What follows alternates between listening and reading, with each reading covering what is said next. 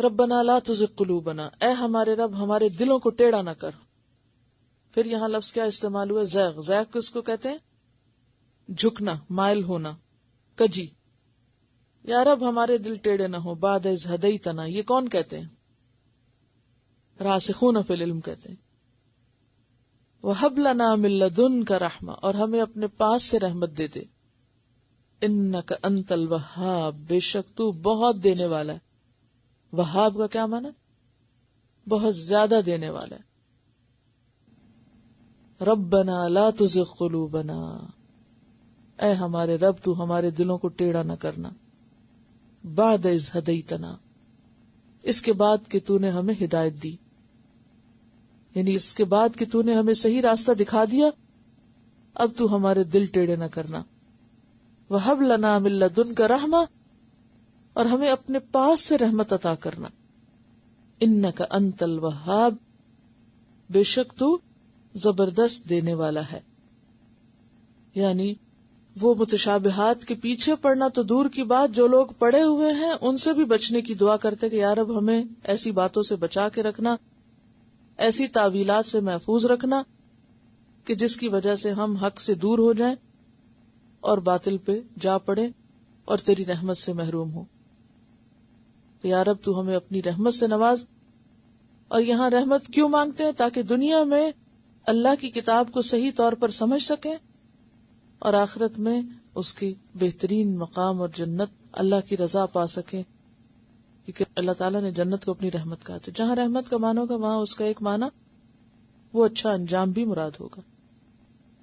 یا رب ہم یہ نہیں سمجھتے کہ ہم اپنے علم کی وجہ سے جنت میں جائیں گے.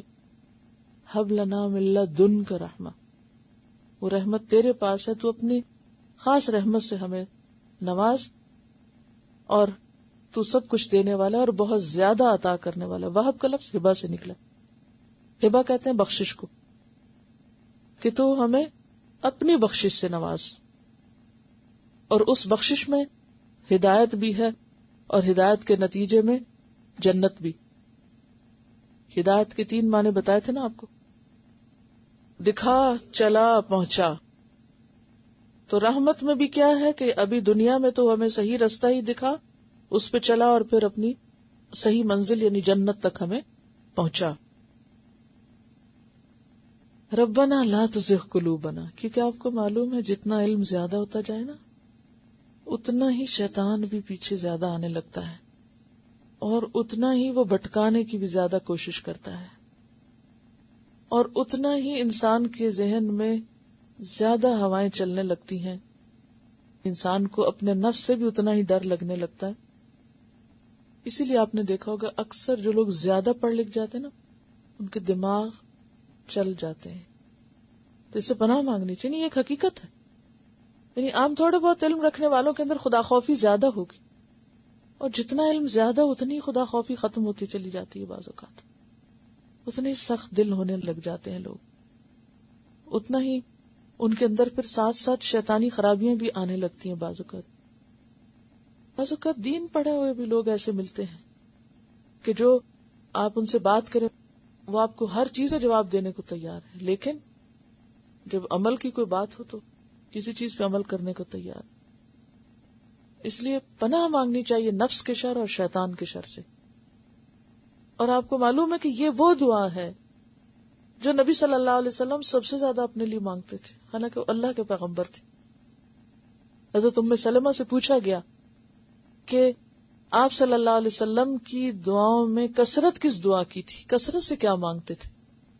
تو انہوں نے بتایا کہ یا مقلب القلوب ثبت قلبی علی دینک، اے دلوں کو الٹ پلٹ کرنے والے میرے دل کو دین پہ جما دے، اپنے دین پر ثابت کر دے. یعنی ایک شخص جس کو پتہ نہیں ہدایت کا صحیح رستے کا، وہ تو بھٹکا ہوا ہے بیچارہ جہالت میں، لیکن جس کو راستہ پتہ چل جائے اور پھر وہ راستہ چھوڑ کے بھاگ نکلے تو اس کا بھٹکنا بدترین بھٹکنا ہے. تو اسی لیے یہ جو دعا ہے یہ راسخین فی العلم مانگتے ہیں. اب دیکھیے یہ بالکل ایسے ہی ہے، سیدھی زمین پہ چلنے میں اتنا خطرہ نہیں ہوتا، لیکن جب آپ جتنا اونچا جانے لگتے ہیں آپ چڑھنے لگتے ہیں نا، پہاڑ چڑھنے لگتے ہیں، تو پھر کیا ہوتا ہے؟ اتنا مشکل ہوتی جاتی ہے نا چڑھائی. کبھی پہاڑ چڑھے ہیں، ہائکنگ کی ہے کبھی؟ سب کو جانا چاہیے کبھی. ٹھیک ہے، میں اس لیے کہتی ہوں کہ تجربہ کریں. یہ جو بات میں اس وقت آپ کو سمجھانا چاہ رہی ہوں، جب تک آپ چلے پھریں گے نہیں نا زمین میں تو آپ کو سمجھ بھی نہیں آئے گی بہت سی بات. کبھی آپ پہاڑ چڑھے نا تو شروع میں آپ دیکھیں گے کہ وہ چڑھنا آسان ہوتا ہے، اسٹیپ نہیں ہوتی اتنی، یعنی تھوڑے تھوڑے چڑھائیاں آتی ہیں. پھر ایک وقت آتا ہے کہ وہ سیدھا ہونے لگتا ہے، ایک دم اونچائی آنے لگتی ہے. اس میں چڑھنا بے حد دشوار ہو جاتا ہے. علم میں شروع میں کیا ہوتا ہے؟ آہستہ آہستہ سیدھے سیدھے چلتے، ہلکی ہلکی ہلکی، پھر ایک وقت آتا ہے کہ آپ اوپر چڑھنے لگتے ہیں. وہ چڑھنا دشوار ہوتا ہے لیکن وہ دشواری باہر سے زیادہ اندر کی ہوتی ہے. اس میں گرنے اور پھسلنے اور ہلاک ہونے کے بھی چانسز بہت ہوتے ہیں، کیونکہ اتنا ہی شیطان دشمن آپ کے ساتھ اور سوار ہو جائے. اگر عام بندے کے پیچھے ایک شیطان ہے نا تو عالم کے پیچھے 1000 شیطان ہوگا.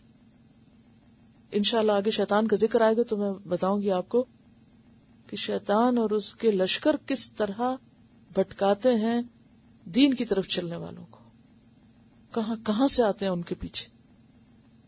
یعنی اگر ایک شخص بھٹکا ہوا تو اس کے پیچھے شیطان کو زیادہ محنت کی ضرورت نہیں، لیکن ایک شخص جب دین کی طرف آنے لگتا ہے تو پھر وہ بھی سرگرم ہو جاتا ہے. کل مجھ سے کسی نے پوچھا اب آگے تو آسان ہو جائے گا، میں نے کہا بالکل آسان ہو جائے گا، فکر ہی نہ کرے. اور واقعی لفظ تو آسان ہو جائیں گے، آپ دیکھیں گے اب ہارڈلی آپ کو ترجمے میں اتنی محنت نہیں کرنی پڑے گی، لفظی طور پہ آسان ہو جائے گا. لیکن کچھ مفاہیم اور کچھ پھر عمل اور اندر کا نفس اور ماحول اور آس پاس کی جو باتیں، کیونکہ شروع میں قرآن کے ساتھ ایکسائٹمنٹ ہوتی ہے نا، پھر آہستہ آہستہ پھر جماؤ آنے لگتا ہے، پھر انسان کے لیے اندر کا شعور جاگتا ہے تو برائیاں معاشرے کی زیادہ نظر آنے لگتی ہیں اور پھر ان میں جینا اور مشکل اور کٹھن ہونے لگتا ہے. تو یہ رستہ تو ہے ہی ایک مشکل رستہ نا. Life it self is difficult, یعنی زندگی ویسے بھی آسان کوئی نہیں ہے. لقد خلقنا الانسان فی کبد، ہم نے انسان کو مشقت میں پیدا کیا. آرام کے لیے کوئی بھی نہیں آیا یہاں، سب امتحان کے لیے آئے ہوئے ہیں. دنیا میں جس دن امتحان ہوتے ہیں اس دن کتنے ہم تھکے ہوئے ہوتے ہیں، تو ہمارا تو روز ہی امتحان ہے. ہم سب امتحان کے لیے، لیکن ہم آسانیاں تلاش کرتے ہیں. لا علمی میں کوئی تکلیف نہیں ہوتی انسان کو، انجوائے کرتا لائف کو. لیکن جب علم آنے لگتا ہے تو پھر وہ دنیا کو انجوائے کرنا اس طرح آسان نہیں رہتا. پھر ایک طرف آخرت کی فکر ستاتی ہے، دوسری طرف لوگوں کا پھسلنا اور بھٹکنا ستاتا ہے، اور ذمہ داریوں کے بوجھ بھی محسوس ہونے لگتے ہیں. اور رستہ تو یہی ہے، کامیابی تو اسی رستے سے. اب یہ سے فرار کوئی نہیں، کہاں بھاگ کے جائیں گے. تو یہ چونکہ زندگی جہد مسلسل کا نام ہے، اوپر ہی اوپر جانے کا نام ہے، حتیٰ کہ اللہ سے جا ملے. مومن کی تو منزل یہی ہے.